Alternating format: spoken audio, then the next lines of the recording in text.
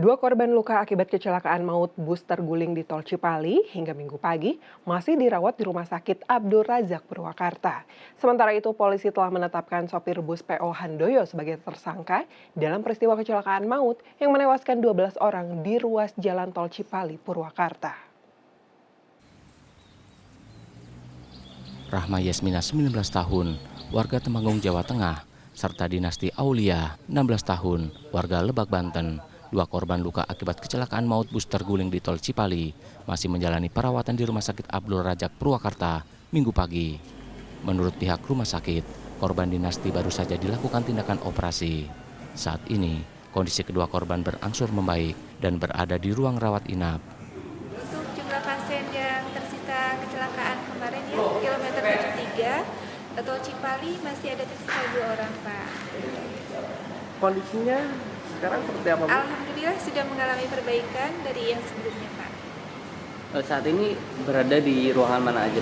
Di ruang rawat inap biasa 1 dan rawat inap intensif 1. Tapi masih dalam secara intensif dikontrol oleh tim medis, berarti? Betul. Setiap waktunya, setiap saatnya dikontrol terus.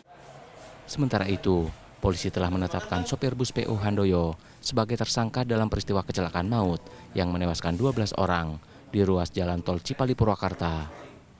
Penetapan itu berdasarkan hasil olah tempat kejadian, fakta di lapangan, dan keterangan saksi-saksi yang menyatakan sopir lalai dalam berkendara. Itu berdasarkan petunjuk di lapangan, dugaan-dugaan awal ditemukan ada kelalaian, ada unsur sengaja, itu yang perlu kita dalami, nanti di tahap penyidikan.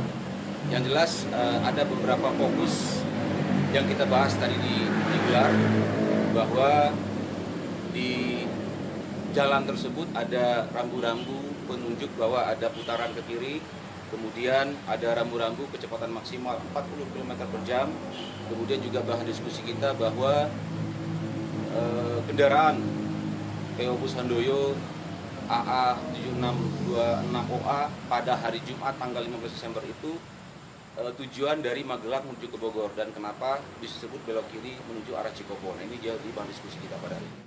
Sopir terbukti lalai dalam berkendara, salah satunya mengendarai bus dengan kecepatan tinggi saat memasuki tikungan hingga terjadi kecelakaan maut. Polisi juga akan memeriksa PO bus serta terus mendalami kondisi bus yang dikhawatirkan kondisi bus juga jadi penyebab kecelakaan.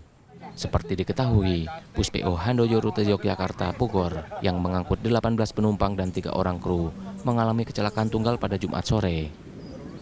Kecelakaan terjadi di ruas jalan Tol Cipali, tepatnya di interchange kilometer 72, exit Tol Cikampek, Kabupaten Purwakarta. Akibat kecelakaan itu, 12 orang tewas dan 9 orang lainnya menderita luka-luka. Saat kejadian bus melaju dengan kecepatan tinggi hingga menabrak pembatas jalan dan terguling. Dian Firmansyah, Purwakarta.